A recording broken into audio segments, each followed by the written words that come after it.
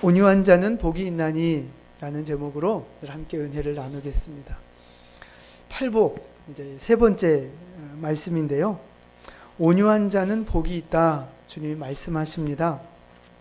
근데 여러분, 온유한 사람 그러면 어떤 이미지가, 어떤 단어가 떠오르십니까? 온유한 사람. 뭔가 좀 인자하고 좀 그쵸, 온유하고 말이 안 되잖아요. 네, 그래요? 네. 뭔가 착하고 부드럽고 이렇게 좀 약간 내성적이고 때로는 좀 소심하고 이런 착한 사람, 조용한 사람, 이제 그런 느낌이 이제 떠오르잖아요. 우리 교회 성도들 중에 이 온유한 사람 찾으라면 여러분 누구 같으십니까? 누구요? 어떤 권사님? 네. 네. 또 이렇게 우리 교인 중에 온유한 사람 딱 떠오르는 사람 없으세요? 아유, 그런 거 아니에요. 아유, 괜히 짠 거 같잖아요. 아니에요. 제가 보니까 여러분 다 온유하신 분들이세요. 네. 물론 성질도 있지만 온유하신 분들이세요. 그럼 이제 거꾸로 온유하지 않은 사람, 그럼 이제 뭐 어떤 이미지가 떠올라요? 그죠? 혈기 부리고 날카롭고 좀 성질이 좀 드세고 막 화 잘 내고. 네. 그럼 누구하고 비슷한지? 네. 네. 아이고, 아니에요. 네. 그건 제가 물어보지 않겠습니다. 누구랑 비슷한지는. 근데 이제 우리가 생각하는 이 온유함이라는 게 있는데, 성경에서 말하는 온유함과는 사실 좀 다른 게 차이가 있습니다. 성경에서 말하는 온유는 이런 어떤 성품적인 모습이 아니에요. 오늘 5절 본문 말씀을 같이 다시 한번 읽고 말씀을 함께 나누겠습니다. 온유한 자는 복이 있나니 그들이 땅을 기업으로 받을 것임이요. 아멘. 아멘. 여기서 온유하다 하는 말씀은요, 어떤 뜻이 있느냐면 길들여지다 라는 뜻이 있어요. 길들여지다. 그러니까 그 야생마를 생각하면 좋을 것 같아요. 야생마, 그 넓은 초원을 자기 마음대로 뛰어다니잖아요. 누구의 통제도 받지 않고 지가 가고 싶은 대로 마음대로 뛰어다니는 그 야생마를 이제 붙잡아서 길들이는 거죠. 그래서 주인이 쓰고 싶은 대로 쓰는 거예요. 그래서 가라 하면 가고 서라 하면 서고, 이제 이런 그 길들여진 야생마의 상태, 이것을 온유하다라는 그 단어가 갖고 있는 뜻입니다. 길들여진 야생마. 그럼 여러분, 길들여지면 그 야생마 안에 있었던 그 야성이라는 게 있잖아요. 야생동물의 야성. 길들여지면 그 야성이 다 사라집니까? 아니면 살아있습니까?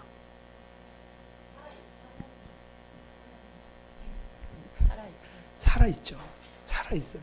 그래서 야생동물 잡아다 아무리 길들였어도 또 이게 다 이거 고삐 다 풀어주고 또 들에 풀어놓으면 또 금방 자기 마음대로 이렇게 사는 거예요. 야성이 살아있지만, 그러니까 아무리 길들여져도 그 안에는 야성이 살아있는 거예요. 그렇지만 주인의 손에 붙잡혀 있을 때는 주인이 명하는 대로 움직이는 거죠. 가라 하면 가고 서라 하면 서는 거예요. 이것이 바로 온유함이라는 뜻입니다. 그러니까 영적인 온유함도 사실은 마찬가지예요. 야생마처럼 우리 안에 야성이 있어요. 야성. 그걸 뭐라 그래요? 성경적인 용어로 죄성이라고 하는 거예요. 죄성. 우리 안에 죄성이 있어요.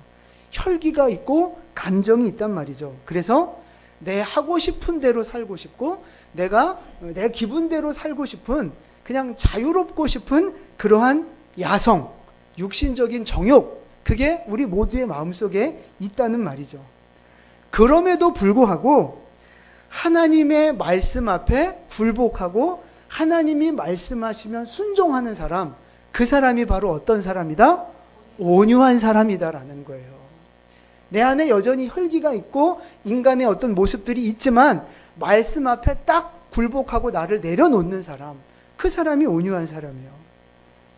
그러니까 누가 이렇게 미워 죽겠고 막 복수하고 싶고 막 그래도 하나님이 용서해라, 그 말씀 앞에 그냥 순종해서 용서를 선포하고 결단하는 거예요.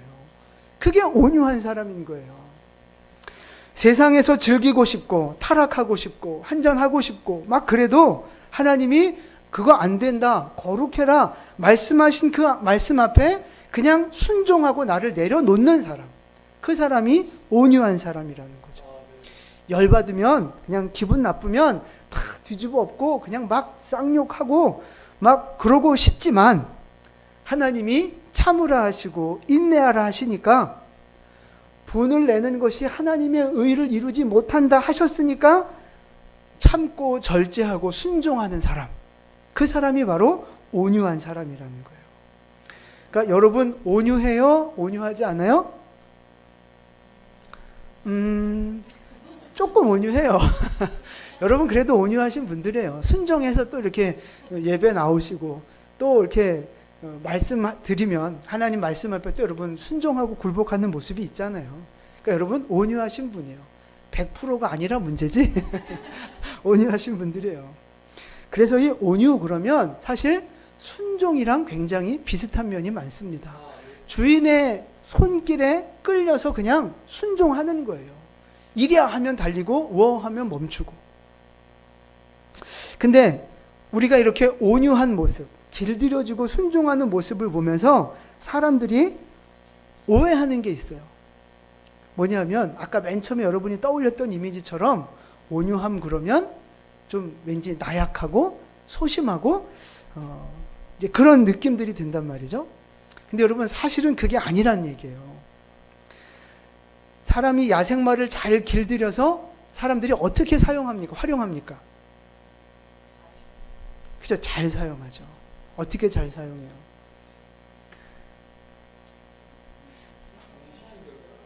그렇죠. 일단 기본적으로는 타고 다니고 뭐 마차도 끌고 이렇게 하는 거예요. 근데 그렇게만 쓰지 않아요. 또 언제 쓰느냐? 마차만 끄는 것이 아니라 전차를 끈단 말이죠. 전쟁의 말을 활용해요. 그렇잖아요. 고대 중세시대 때 다 말 타고 전쟁했단 말이에요.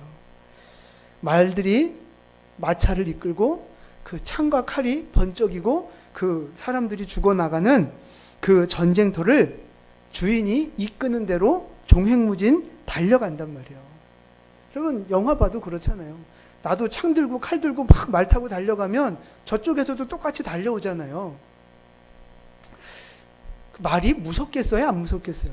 여러분 영화 볼 때 맨날 주인공이 이기냐 지느냐 맨날 그것만 관심 갖고 보시는데 그 말 입장에서 한번 생각해보세요. 말 입장에서 어이씨 막 낭떠러지 같은 데도 막 달려가고 막 그 뭐 나뭇가지도 많은데도 막 그냥 달려가고 저쪽에서 막 창 들고 달려오는데 말 입장에서 얼마나 겁나겠어요. 근데 주인이 이래 하면 무조건 직진하고 달려가는 거예요. 부딪힐 것 같고 창에 찔릴 것 같아도 주인이 틀지 않는 이상 말은 절대 틀지 않아요. 그게 바로 훈련된 길들여진 순종하는 말의 모습이라는 것입니다. 그러니까 길들여진 말은요, 주인의 손에 붙잡혀 있을 때 어린아이도 태워요. 또각또각 어린아이도 태우고 가요.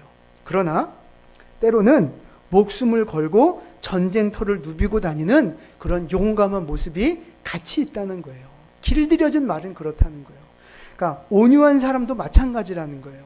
그냥 잘 모르는 사람이 보면 나약해 보이고 소심해 보이고 뭐 그냥 이렇게 너무 부드러워 보이고 그렇지만 그게 전부가 아니라는 거죠. 하나님이 명령하시면 복음을 위해서 자기의 목숨도 내놓을 수 있는 사람, 그 사람이 바로 온유한 사람이라는 거예요. 복음을 위해 자기의 열정을 불태울 수 있는 사람, 자기에게 손해가 오고 죽음의 위협이 와도 의를 위해 핍박받는 것을 두려워하지 않고 믿음으로 순종하고 전진하는 사람, 그 사람이 바로 진짜 온유한 사람이라는 것입니다. 그래서 주님의 그 주인의 다스림 안에서 강해야 할 때 강하고 부드러워야 할 때 부드러움을 나타낼 수 있는 사람, 그 사람이 바로 진짜 온유한 사람이라는 것입니다. 그러니까 여러분 다시 정리하면 온유하다는 말은요, 성품이 착하다는 말도 아니고 나약하다는 뜻도 아닙니다. 온유한 사람은 순종하는 사람이에요. 순종하는 사람. 그래서 주인이 가라 하면 가고 멈추라 하면 멈추는 거죠. 그래서 온유를 다른 말로 표현하면 외유내강 이렇게 표현할 수 있습니다. 약해 보이지만 말씀 안에서 강한 사람인 거예요. 약해 보이지만 예수 이름 안에서 강한 사람인 거예요. 여러분은 온유한 사람이 맞습니까? 하나님의 말씀에 길들여져 있느냐 하는 것입니다. 아직도 길들여지지 않고 내 마음대로 살아가는 모습들이 있지 않느냐 하는 것입니다. 근데 여러분 사실 사람은요, 누구나 다 길들여져서 살아가고 있어요. 잘 생각해 보세요. 어떤 사람은 돈에 길들여져 살아가고, 어떤 사람은 자기의 습관이나 감정에 길들여져서 살아가고, 어떤 사람은 그냥 환경에 길들여져서 자기 생각에 길들여져서 그렇게 살아간단 말이에요. 모든 사람들은 그렇게 자기도 모르는 사이에 길들여져서 살아가고 있어요. 그래서 돈에 길들여진 사람은 어떻게 살아가요? 돈이 이끄는 대로 살아가는 거예요. 돈이 이끄는 대로. 돈 되는 일이라면 그냥 무조건 직진하고 달려가는 거죠. 그게 돈에 길들여진 사람이에요. 감정에 길들여진 사람은요, 자기 기분 내키면 가는 거예요. 이게 되고 안 되고 옳고 그르고 그게 중요한 게 아니고 내가 하고 싶으면 그냥 하는 거예요. 이게 바로 감정에 길들여진 사람이에요. 욕심에 길들여진 사람도 마찬가지죠. 자기 욕심을 위해서, 자기 성공을 위해서 그냥 그것만 위해서 살아가는 거예요. 그게 자기가 뭐 목표가 있는 것 같고 추진력이 있는 것 같고 그래도 아니요. 욕심에 길들여진 사람입니다. 환경에 길들여진 거예요. 네, 여러분, 우리는 모두 무언가에 길들여져 살아가고 있는데 여러분은 지금 무엇에 길들여져 살아가고 있느냐 하는 것입니다.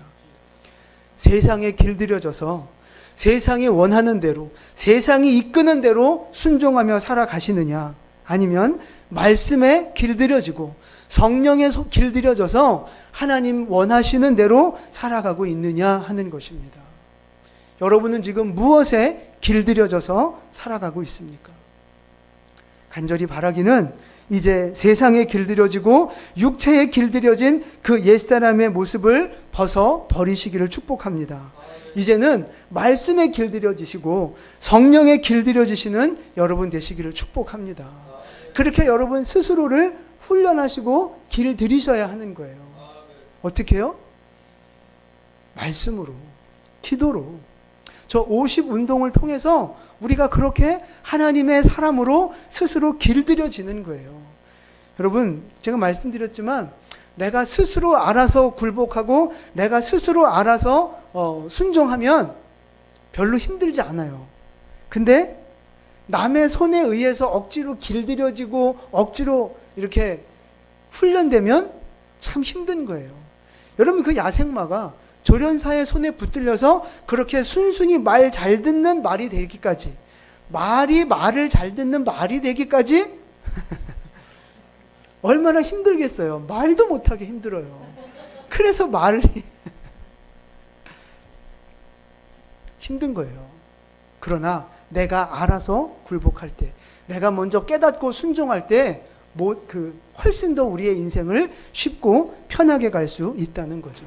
그래서 여러분, 저 50 운동을 쉽게 생각하지 마시고 말씀을 읽고 묵상하는 일에 헌신하세요. 기도하는 일에 여러분 헌신하시기를 바라요. 그래서 스스로를 말씀에 길들여 가시고 스스로를 하나님의 손길에 길들여 가셔서 하나님이 붙잡으시고 마음껏 사용하시는 그런 복된 사명자 되시기를 주님의 이름으로 축원을 드립니다. 아멘. 또 하나 질문을 드리면요, 여러분, 그 성경에 나오는 많은 인물들 중에 가장 온유한 사람이 누군지 혹시 아십니까? 그렇죠. 모세예요. 민수기 12장 말씀을 한번 볼까요? 같이 봉독합니다. 이 사람 모세는 온유함이 지면의 모든 사람보다 더하더라. 아멘. 지면의 모든 사람보다 가장 온유했던 사람 모세라는 거예요. 근데 여러분, 하나님은 이 모세를 왜 온유한 사람이라고 인정하셨을까요? 사실 혈기가 많은 사람인데 애굽 사람도 때려 죽이고 막 성질 난다고 막 반석도 막 두드리고 막 이랬던 사람이잖아요. 근데 왜 하나님은 모세를 온유하다 인정해 주셨을까요? 네, 아주 좋은 답이에요. 네, 그거보다 더 중요한 이유가 있어요. 맞아, 나 틀렸다고 안 했어요. 네. 지금 저 말씀이 어떤 배경 속에서 일어났는가를 한번 볼게요. 저게 지금 3절 말씀인데 1절 말씀으로 가보겠습니다. 같이 봉독합니다. 모세가 구스 여자를 취하였더니 그 구스 여자를 취하였으므로 미리암과 아론이 모세를 비방하니라. 아멘. 모세가 와이프가 죽었어요. 그리고 나서 이제 다시 또 결혼을 한 거죠. 근데 그 여자가 어느 여자냐? 구스 여자예요. 그러니까 이제 흑인이고 이방 여자란 말이에요. 그러니까 이제 누가 보기에 못마땅해요? 가족이 보기에 못마땅한 거예요. 미리암과 아론 누구예요? 그죠? 누나, 그러니까 모세의 누나, 모세의 형이란 말이에요. 그러니까 형이랑 누나가 지금 동생 같고 막 뭐라 하는 거예요. 너 이렇게 까만 여자, 이방 여자, 그럼 되냐? 이제 이렇게 막 비방하는 거예요. 근데 여러분, 모세가 이 비방과 정죄를 받고 어떻게 했어요? 아무 소리 하지 않았어요. 대꾸하고 싸우고 이렇게 안 했단 말이에요. 그래서 하나님이 이 상황 속에서 모세의 온유함이 지면의 모든 사람보다 더했다, 이렇게 인정해 주셨다는 거예요. 자, 왜 그런가를 이제 설명을 드릴게요. 보세요. 여러분, 뚜껑이 열려서 이렇게 싸우실 때가 있잖아요. 뭐 안 싸울 것 같아 보이긴 하지만 평생에 한 번쯤은 여러분 싸워 보셨잖아요. 아닌 척하지 마시고 좀 그렇다고 해줘야 제가 또 이렇게 그 다음 얘기를 이어가지 않겠어요. 네, 네. 근데 여러분 막 열받고 막 못 참겠고 그래서 막 싸우는데 두 가지 상황이에요. 교회에서 우리가 그렇게 싸울 수도 있고, 물론 교회에서는 싸우면 안 되지만 교회에서 우리가 그런 일이 벌어질 수도 있고, 집안에서 가족들하고 싸울 때도 있단 말이죠. 근데 여러분 잘 생각해 보세요. 내가 열받고 화가 올라오고 성질이 막 나는데 그 올라오는 성질을 100% 쏟아 부으면서 싸우는 곳이 집일 때가 많아요? 교회일 때가 많아요? 집이죠, 집. 만약에 내가 100이라는 만큼 분노가 올라왔으면 교회에서는 얼만큼 쏟아요? 30 쏟으면 많이 쏟는 거예요. 그죠? 여러분 30 쏟는데 지금 이 정도예요. 뭐 10이나 쏟을까? 보는 사람이 많고 그래도 체면이 있고 또 뭐 하나님이 보신다 생각하니까 많이 우린 절제한단 말이죠. 근데 집안에서 싸울 때, 형제끼리 가족들끼리 싸울 때 100 중에 얼마를 쏟아 놓습니까? 100분이에요. 100이었는데 옆에서 누가 말리면 또 이제 120으로 올라가고 막 200으로 올라가고 이제 막 이렇게 되는 거잖아요. 절제하지 않아요. 참지 않아요. 집안에서 싸울 때는 하고 싶은 말 다 하고 소리 지를 거 다 지르고 심지어 다 집어 던지고, 집안에서 싸울 땐 이 선을 지키기가 굉장히 어렵단 말이에요. 제가 그걸 어떻게 알겠어요? 이유는 알려고 하지 마세요. 그냥 저도 알아요. 근데 여러분 오늘 모세를 보세요. 모세를. 지금 누가 공격해요? 누나, 형. 자기 가족들이 지금 공격하고 있는 거예요. 그러니까 모세도 말대꾸하고 자기도 하고 싶은 말이 있겠어요, 없겠어요? 있죠. 자기도 할 말이 있고 나도 뭐 반박하고 싶고 억울한 마음이 있을 거예요. 근데 지금 모세는 한마디도 대꾸하지 않고 싸우지 않는단 말이에요. 그냥 잠잠하게 있는 거예요, 모세는. 그럼 그게 참 쉽지 않은 거거든요. 근데 모세는 하나님 앞에 길들여졌기 때문에 자기의 분노와 감정을 집안에서 다스렸단 말이에요. 집안에서. 회사에서 다스리기 쉬워요. 교회에서 다스리기 쉬워요. 그러나 집안에서 가정 안에서 그걸 다스리기는 정말 어려운데 모세는 지금 그걸 다스리고 있단 말이에요.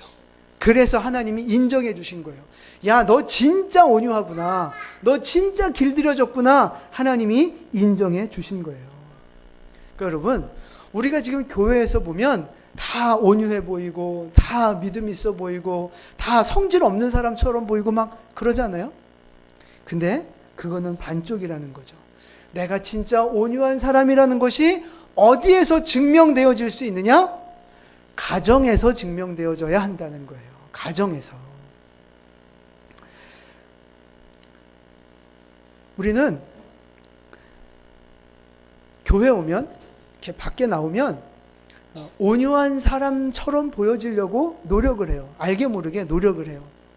근데 집안에서는 그런 노력을 잘 안 한단 말이죠. 인생을 거꾸로 살아가는 거예요. 거꾸로.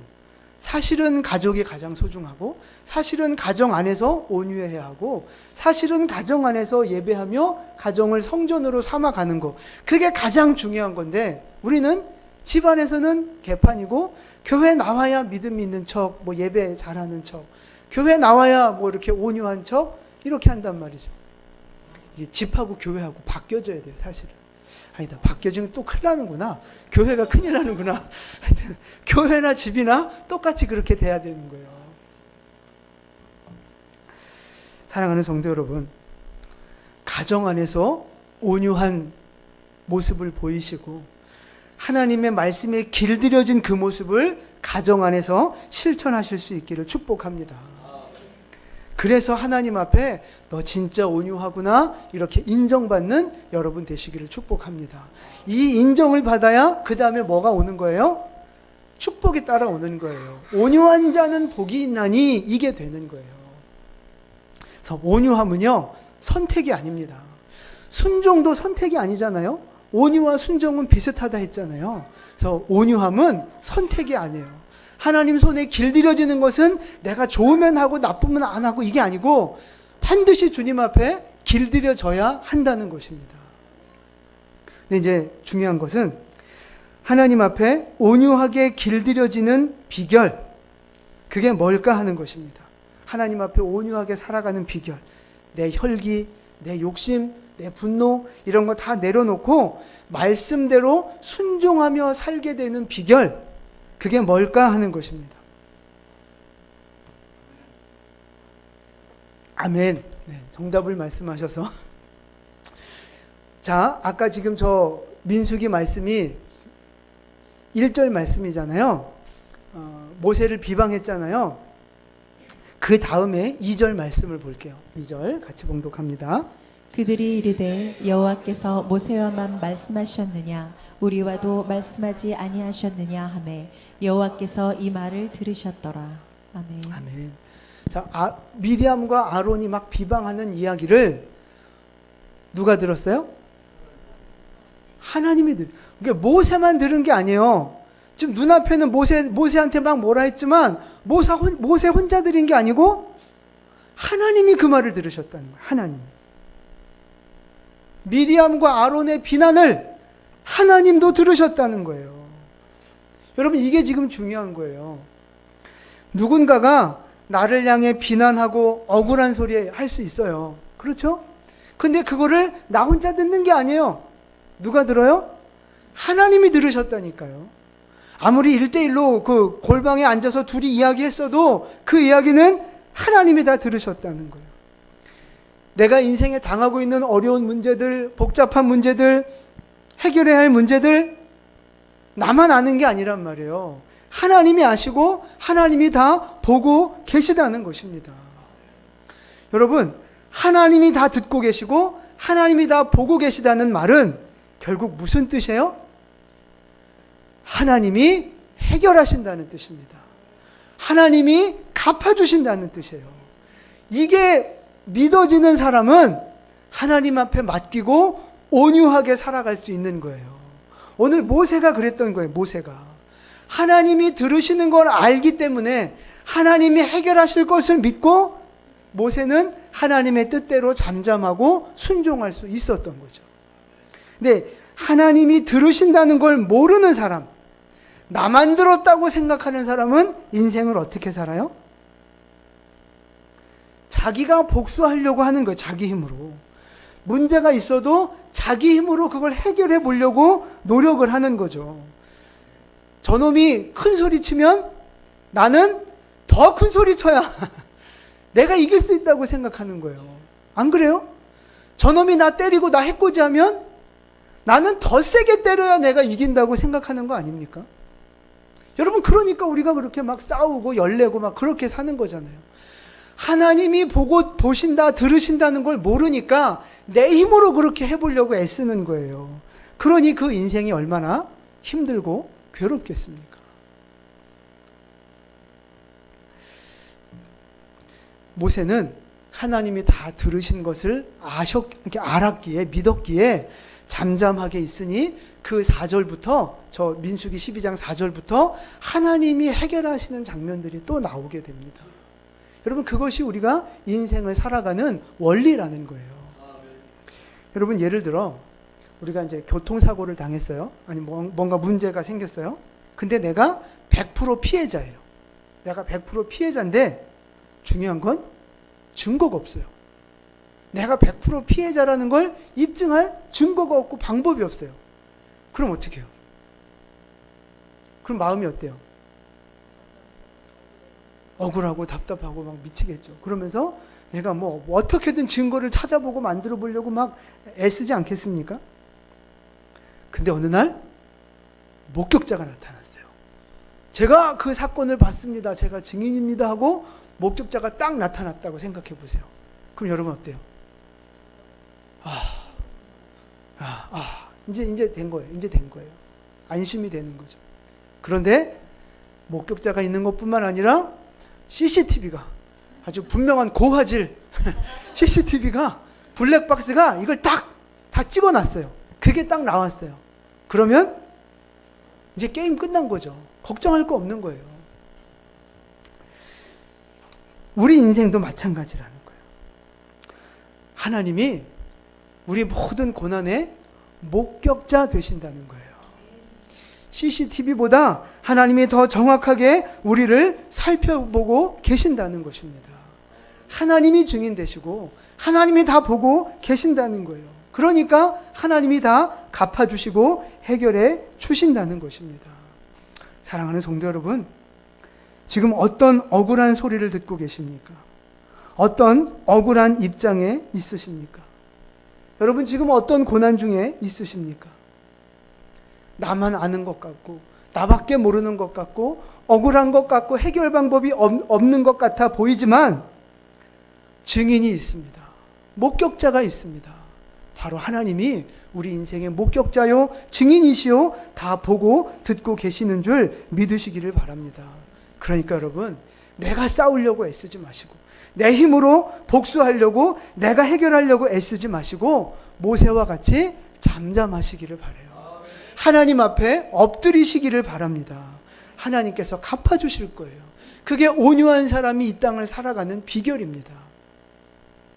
바라기는 이런 온유한 믿음으로, 그러니까 믿음 안에서 온유한 삶을 살아가는 여러분 되시기를 축복합니다. 마지막 말씀입니다. 하나님이 온유한 사람에게 복을 약속하셨어요. 무슨 복입니까? 땅을 기업으로 받는다는 거예요. 땅을 그러니까 유산으로 상속받게 해주신다는 말씀이에요. 근데 여러분, 이 온유한 자가 받는 복이 다른 그 7개의 복과 좀 다른 점이 있습니다. 뭔지 아시겠습니까? 심령이 가난한 자에게는 무슨 복을 주세요? 천국의 복을 주세요. 애통해하는 자에게는 위로, 긍휼히 여기는 자에게는 긍휼히 여김받는 복. 근데 오늘 온유한 자가 받는 복은 땅을 받는다는 거예요. 뭔가 좀 다르죠? 나머지 복은 다 영적인 거고 뭐 마음적인 거고 이제 눈에 보이지 않는 거예요. 근데 온유한 자에게 주시는 복은 땅이라는 거예요. 땅. 별로 안 좋아하시는데? 뭐 내 땅이 안 된다고 생각해서 그러시나요? 하나님이 땅 주신다고 약속하셨어요. 어느 땅 받고 싶으세요?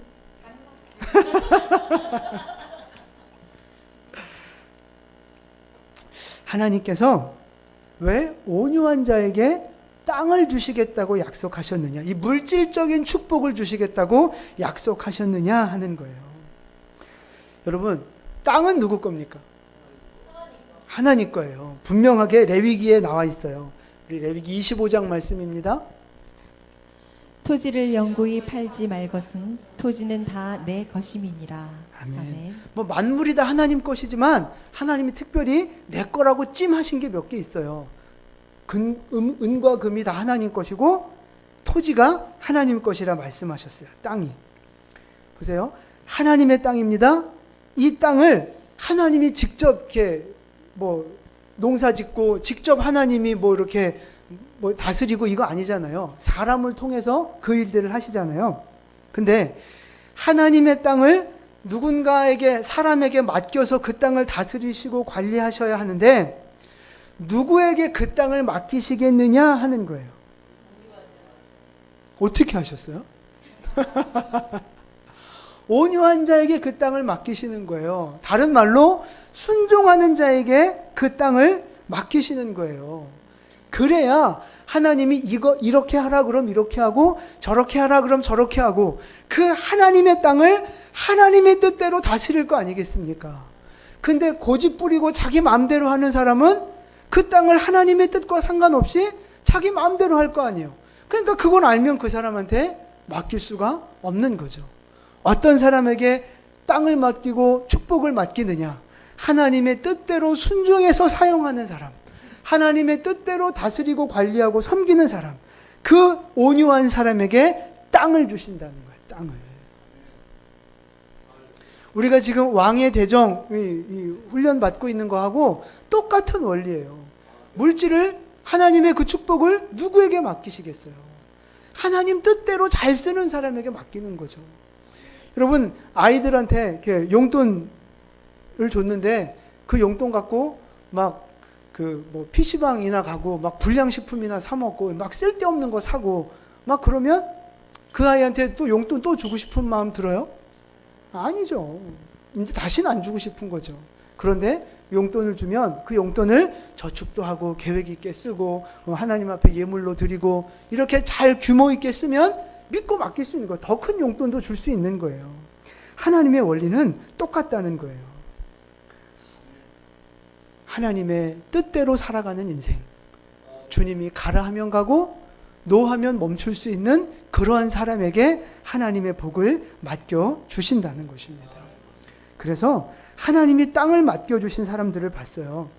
성경에 보니까 하나님이 땅 주신 사람들이 몇 명이 있어요. 누구예요? 아브라함에게 주셨어요. 창세기 13장 말씀인데요. 같이 봉독합니다. 너는 일어나 그 땅을 종과 횡으로 두루 다녀보라. 내가 그것을 내게 주리라. 아멘. 다니는 땅을 다 주시겠다고 약속하셨어요. 여호수아도 마찬가지예요. 우리 1장 3절. 내가 모세에게 말한 바와 같이 너희 발바닥으로 밟는 곳은 모두 내가 너희에게 주었노니. 아멘. 아멘. 밟기만 하면 다 하나님 주시겠다고 약속하셨어요. 얼마나 좋아요? 그죠? 다윗에게도 땅을 주셨는데 이스라엘 역사상 가장 넓은 영토를 다윗이 확보를 했습니다. 여러분, 아브라함, 여호수아, 다윗, 이 사람, 땅 받은 사람들의 공통점이 뭐예요? 순종한 거예요. 이렇게 오늘 말로 온유한 사람들이에요. 온유한 사람들. 말씀에 길들여져서 하나님의 손길에 길들여져서 주님이 말씀하시는 대로 순종한 사람들, 그 사람들에게 땅을 맡기셨다는 거예요. 그 사람들에게 사명을 맡기신 거예요. 근데 거꾸로 아주 좋은 땅을 받았다가 다시 빼앗긴 사람이 있어요. 누굴까요? 사울은 아닙니다. 아주 좋은 땅을 받았다가 뺏긴 사람. 뭐 이렇게 영적으로 해석하면 다 사울도 맞고 솔로몬도 맞는데 또 있어요.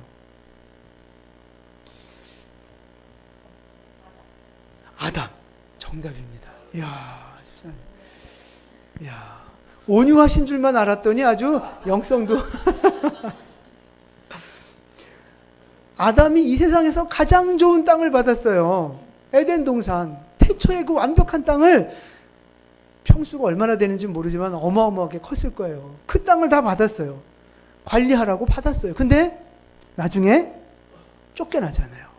불순종해서, 온유하지 못해서, 하나님의 뜻과 벗어나서 그 에덴 동산에서 쫓겨났단 말이에요. 그러니까 온유하지 않으면 받았던 복도 빼앗긴다는 거예요. 내가 하나님 앞에 길들여지지 않고 순종하지 않으면 있는 복도 빼앗긴다는 것입니다. 다시 말해서 우리는 온유해지는 것만큼 하나님으로부터 땅을 받을 거예요. 내가 하나님 앞에 길들여지고 순종하는 것만큼 하나님의 복을 받게 되는 줄 믿으시기를 바랍니다. 그래서 여러분, 온유한 사람이 되셔야 땅을 축복으로 받을 수 있게 되는 거예요.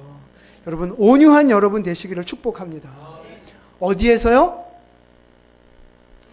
가정에서. 그 최종 목표긴 하죠. 어쨌든 우리 교회에서 여러분 가장 온유한 사람 누구? 에이, 두 분밖에 없네. 우리 교회에서 가장 온유한 사람 누구? 에이, 내가 돼야 돼. 내가. 우리 가족에서, 우리 가정 안에서 가장 온유한 사람 누구? 내가 돼야 되는 거예요. 내가.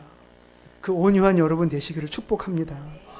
온유함은 길들여짐이라 말씀드렸어요. 성품하고 자꾸 헷갈리지 마시고, 온유함은 길들여지는 사람이에요. 말씀에 길들여지고 성령에 길들여지는 사람, 그 온유한 여러분 되시기를 축복합니다. 그래서 하나님이 땅을 물려주시고 하나님의 축복을 물려주시고 사명을 물려주시는 그 하나님 앞에 쓰임받는 우리 모두 되시기를 주님의 이름으로 축원을 드립니다. 아멘. 기도하겠습니다.